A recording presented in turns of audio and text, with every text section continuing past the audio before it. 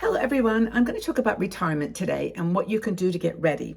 Now, I was really surprised when we did our recent 60ME survey to find that 72% of the women who answered the survey said that they were either retired or very close to retiring and you're in the active mode of getting ready. And I wanted to chat with you about this because I think that we often think about retirement as this sort of big milestone, as sort of a black and white line that we have to cross. And in many cases, it's more of a gentle kind of transition. Certainly in my case, I haven't retired yet, and I probably won't. But I'm enjoying some of the benefits because I have my own business and I'm not working in a corporate environment anymore. But what are some of the things that you can do? I've got 10 ideas. There are 10 steps that you can take before you leave the workforce full time and move into this state called retirement. Well, first of all, you get a cup of tea. This is my beautiful mug that I broke, and I'm actually celebrating the art of wabi sabi by not correcting that imperfection there. But yeah. Anyway, cheers, everyone. But it is one of those things that you need to sit down, have a cup of tea, and just relax, because this is a big step. And in fact, in a way, that's maybe not the right approach, because it's a big step if you're retiring, but it's not like a final step. You can always go back to part-time work. You can always go back to full-time work. It's not like you sort of, make a commitment to never ever work again and never do the things that you did when you were in the workplace. It's just a state of mind, really. So it's a mindset shift. And maybe that's the first thing to do, is just kind of accept that retirement is what it is. It's not the end of the world. It's not, not irreversibly a decision. You can actually change your mind. But the first thing is to update your retirement account contributions and review your investments. Now, even to start with money is like terrifying, because there's so much going on in the world that's not very conducive to feeling positive about our finances at the moment. But it's really important that now, when I think in the UK, they've just made some changes. And I know in the United States, I won't even begin to shift my attention to something I don't know much about. But you can actually put more into your retirement account, your tax-free retirement account, while you're still in the workplace. And I think as you get towards retirement age, you can actually increase that amount. So check into all of that, your retirement account contributions and your investments. Are you going to make a shift? Are you going to move into something maybe that's a bit more secure? Or are you going to continue to invest, or put, whatever your decision is, you've got to decide. And check out a financial fiduciary advisor, not someone that's going to try to sell you an insurance package or an annuity necessarily, but just someone that's going to listen. And those things may be the ones you turn out deciding on, but someone that's going to listen to your financial needs overall. First thing to do. Second thing is create a budget and a financial plan for retirement. Now, I did an article and a video on this a few years ago. I wish I could find it, because it was all about doing a pretend retirement, which I thought was a really brilliant idea. One of our bloggers wrote this article, and it was basically saying, okay, I know when I retire, I'm not going to have that X $1,000 salary check coming in, but I will have X dollar Social Security, retirement, investment, release, whatever you're going to do, savings. And I'm going to live on that for 3 months.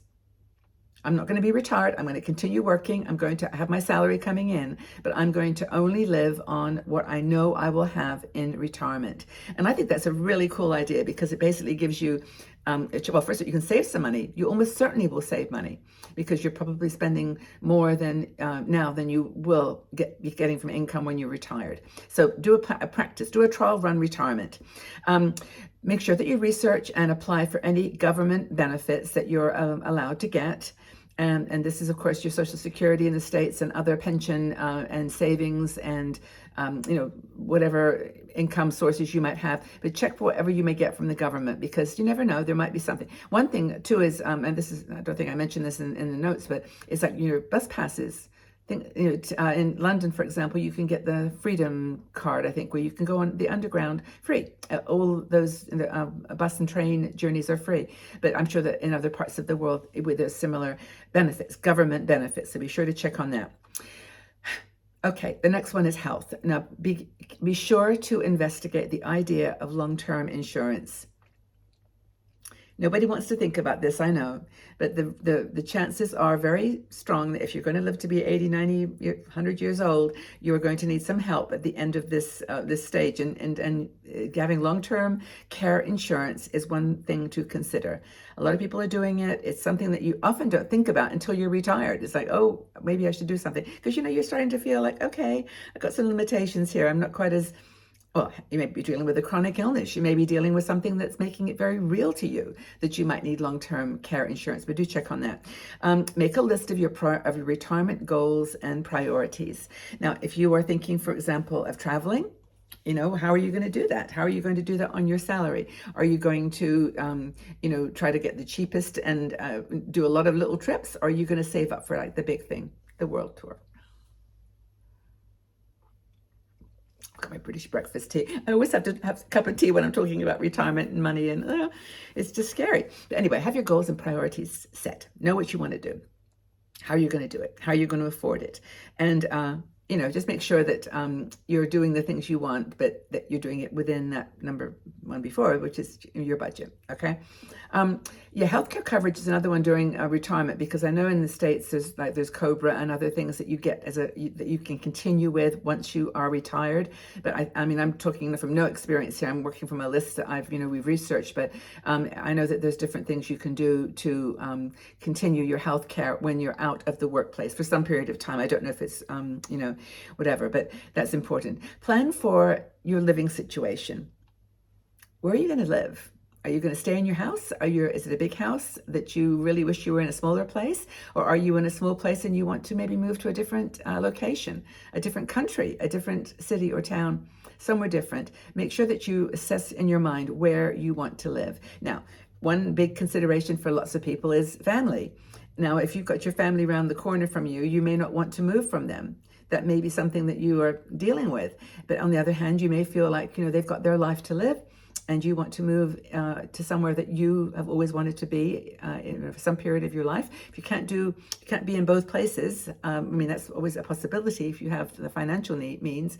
But make sure that you know kind of where you want to live. What your lifestyle is going to be. Do you need to do some downsizing? That's a good question to ask yourself at this particular stage. Another thing to consider in retirement, another step to take before you leave the workplace, or even just as you have left, is whether you want to continue working somehow. Part-time for your company that you worked for, like as a consultant or a side business, or do you want to try something completely different? Do you want to start a blog, or just go start a cooking program on a blog, or be a chef, start a business, become a florist, do a consultancy business, do something on social media, become an expert on artificial intelligence, and start helping people to ask questions or help them to drive their business. There is a lot of opportunity in those areas now. And there's lots of channels and counselors and coaches that are there to help you. So the next thing is to seek out opportunities for making friends, social engagements. Don't just lock yourself away. You've working. Yes, you may have been working with people that weren't your besties, you weren't your best friends, but they were in your life. You had conversations with them. They knew about your life and about what you were doing. Now they're not going to be in that life every day.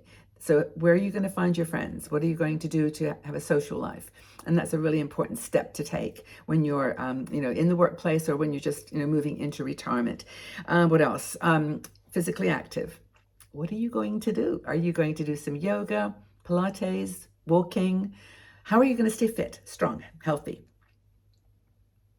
I know it's challenging. By the way, I'm reading a list of 10 things, but I know these from my own heart. I don't even need a list to read them. I know from my own heart what's really important. And staying healthy is so much of retirement's challenge, is that, we do face different difficulties and with our strength, mobility, our, whatever the thing is that is on your mind, whatever the thing that causes you little sleepless nights sometimes, or maybe medications that you have to take now, or you're dealing with an illness, you're dealing with something real. This is the time to get a plan in place. How are you going to deal with it? If you're alone, if you don't have anyone, I've done a video on this recently about elder orphans, or living by yourself with no family either nearby or even in your world, to make sure that you've got friends, people that can help you, and maybe join some groups, join some clubs, do something that's going to put you in a position where you're not alone. So I think that's probably 10, maybe more steps that you can take when you are about to retire or you have retired and making some plans for the future. If you have got anything to add to this, please let me know. Did I miss anything that you need to think about? I mean, I guess spirituality is one thing that, your spiritual dimension of your life is, start focusing on that perhaps. I don't know what your other steps and points might be. I would welcome the conversation. If you enjoyed the video, I would so much appreciate giving it a thumbs up, just like it, or subscribe to the channel if you haven't done that already. Our 60Me channel on YouTube now is 210,000 people, and so you can meet lots of friends here if you come regularly and check out the videos and leave comments, and and join our Patreon group, by the way, if you want to make some friends in a more personal, intimate way. But anyway, please take care of yourselves. Know that I'm appreciative of your support. I love you all so, so much. And, I mean that from the bottom of my heart. I don't say it lightly. You are my world. You're my community. You're the ones that keep me healthy and strong, knowing that you're there beside my, walking along with me, and we're here for each other. Okay, everybody, take really good care. Sending you lots and lots of love.